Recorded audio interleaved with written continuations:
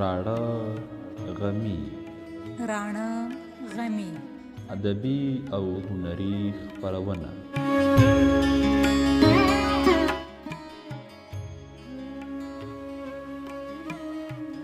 اوښکې څه داسې چل په سترګو د جانان کې کوي،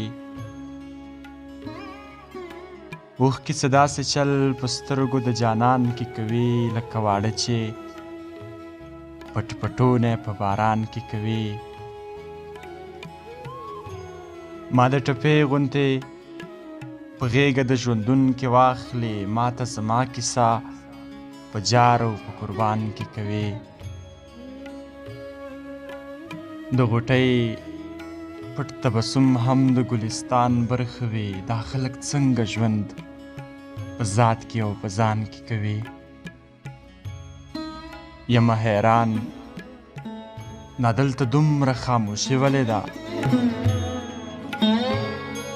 یمه حیران دا دلته دومره خاموشي ولې ده، پاڼې که وچې هم شي شور خو په خزان کې کوي.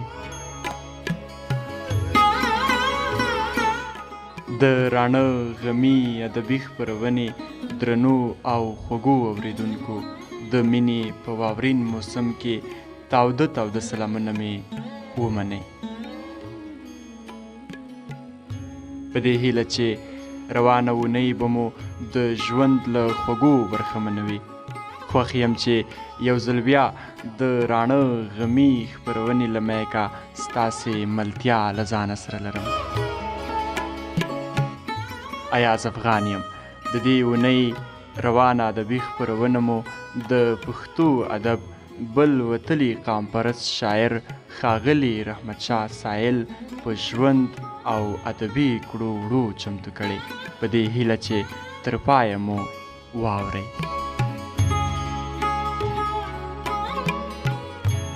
د خوشحال خان او اجمل خټک له شاعرۍ اغیزمن د معاصر دور نومیالی شاعر او لیکوال رحمت سايل د امین ګل زوی په 1428 هجري شمسي کال د پېښور ملکنډ اجنسۍ د درګې د سیمې د ورتیر په نوم کلي کې د دې نړۍ هوا تنفس کړه.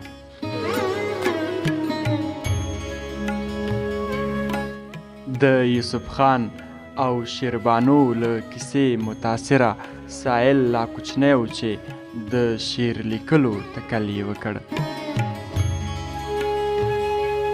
دی لا 14 کلن هم نه و چې د شعر الهامي قوې د زړه خبرو ته سندریز شور ورکړ. د غربت او بېوسۍ بېرحمه دور ورڅخه په 4م ټولګي کې د زده کړو حق واخیست او دی د زده کړو له کولو محروم کړ.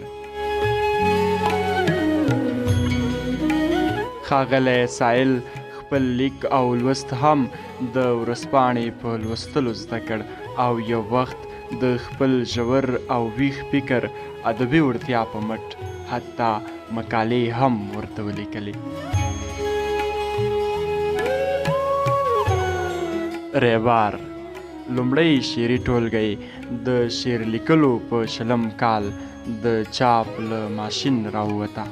سره بدسري ته به په خپل تصویر کې څوک ځایوي، د ویر په چم کې وار د نغمو دی، د ښایستونو د سپرلي بادونه تا له تصویر په ګلاب جوړ کړم کنه، د وینې رنګ په تصویر څنګه ښکاري او د اخري سندرې په شمول یې 15 شاوخوا اثار د پښتو ژبې غېږ ته ورکړي.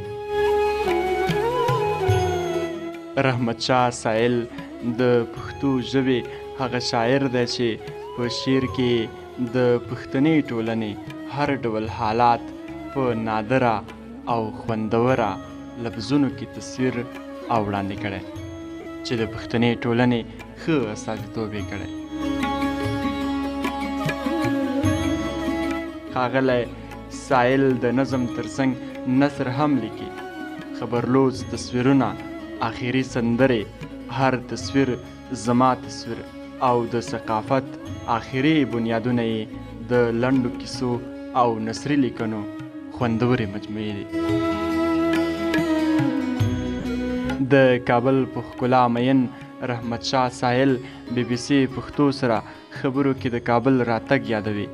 دی وایي کوم وخت چې د کابل د لیدو ارمان مې درلود، راتللی نه شوم، خو چې راغلم کابل هغه کابل نه و پاتې. زه په تپوس د خپلو ورکو ارمانونو راغلم،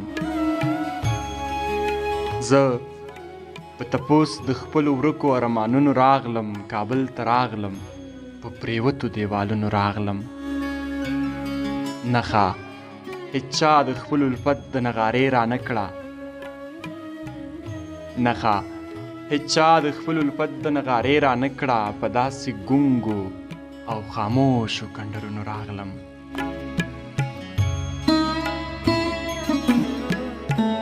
په پښتون او پښتونولۍ مین سایل پښتانه د قاف د غرونو خاپیري او کله کله خو د اسمان ستوري نوموي.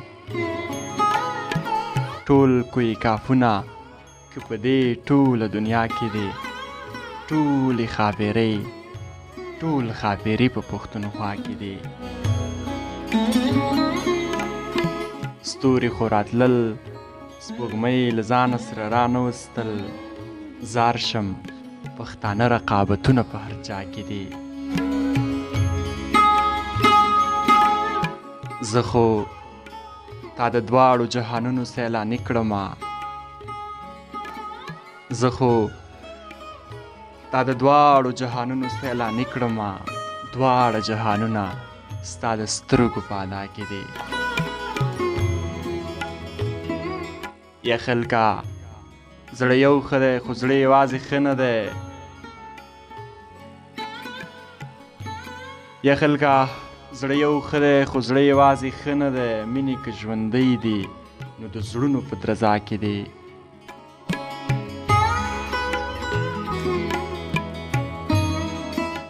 د سایل د ادبي پنځونو دی موږ محروم نشو، دا د لفظونو چینه دی تل روانه او بهانده اوسي. د راڼه غمي ادبي خپرونې ادبي ملګرو، د دې اونۍ خپرونه مو همدومره وه.